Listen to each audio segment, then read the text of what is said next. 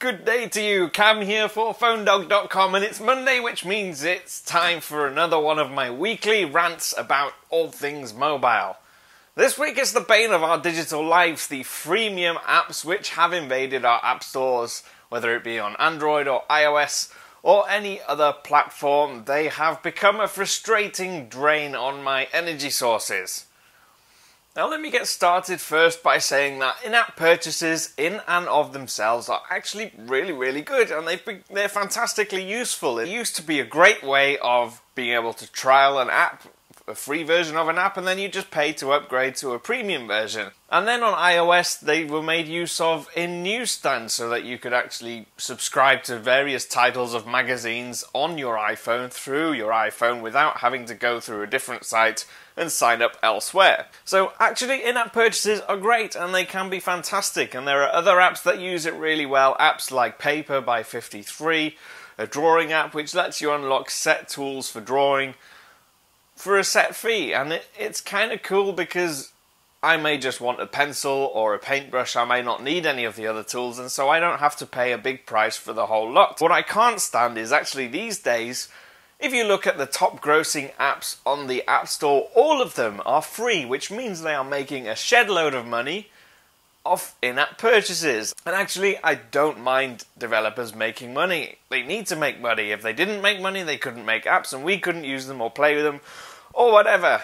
They need to make money. That's not my problem. My problem is when they take advantage of the customer and actually leave you in a position where you almost can't resist but to spend your money on something ultimately fruitless. Let's go to the biggest culprits here straight off. We're talking about games like Candy Crush, and while in-app purchases are relatively small individual purchases, the way the game has made, it makes you want to carry on. It taps into that part of your human psyche where you kind of progress to a certain level, or you almost get somewhere and you almost complete and find a solution, only to find that you can't play anymore because you haven't got any jewels left or whatever stupid currency it uses.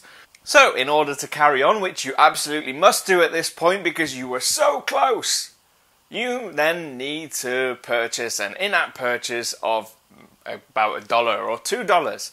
And if you get addicted to the game, which it is a very addictive game, and then you carry on and you keep adding these tokens and you keep spending money, and before you know it, you've spent dollars and dollars and dollars and dollars and dollars of your money on a game that was initially free. It just doesn't make any sense. You're paying for something that's nothing.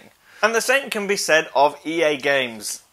And this is kind of a sad story for me, because in the olden days of console and PC games, before iPhones and iPads existed, EA was one of those names that everyone knew. Electronic Arts is one of the biggest names in games making. So their reputation before in-app purchases and all this freemium stuff started was relatively good.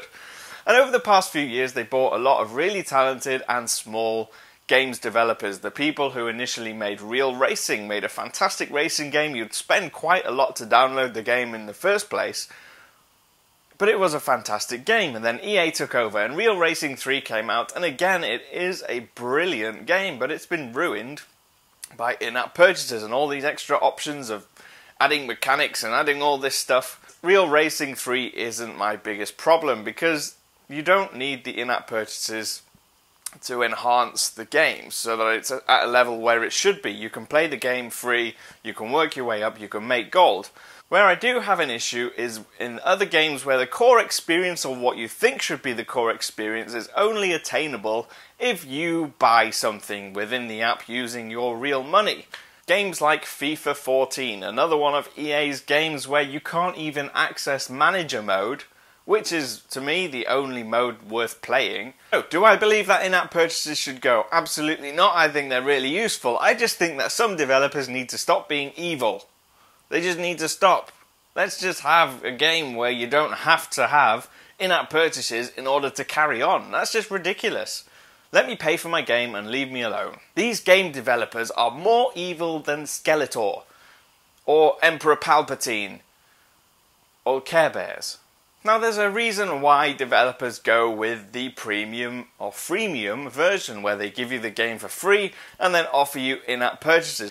Like I said, the top grossing apps in the App Store are all freemium games, and there was a statistic released recently where 76% of the US's revenue in the App Store comes from free games with in-app purchases. And that just tells you everything you need to know. More than 3/4 of the money generated by the App Store is generated through freemium in-app purchases. And top of the list is Candy Crush. Maybe this epidemic is kind of down to us. We complain and we grumble about the fact that somebody might want to charge us up front, so the only way to get us to use an app is to have it for free.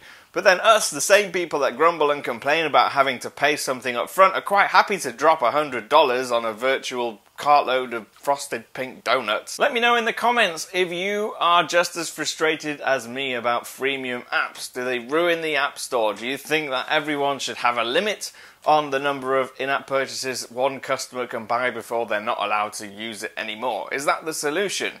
I'm at TIP_Cam on Twitter. If you have any questions or comments, you can get me on there. I normally respond fairly promptly. Ciao! Or they're even more eviler than the guys who make those corned beef tins where you have to kind of turn it and turn it and turn it and you forget to take the paper off and then you keep going all the way around the edge and you realise that the pin is no longer strong enough to break the tin because the paper's there making the coil too thick, and then you've ruined your corned beef.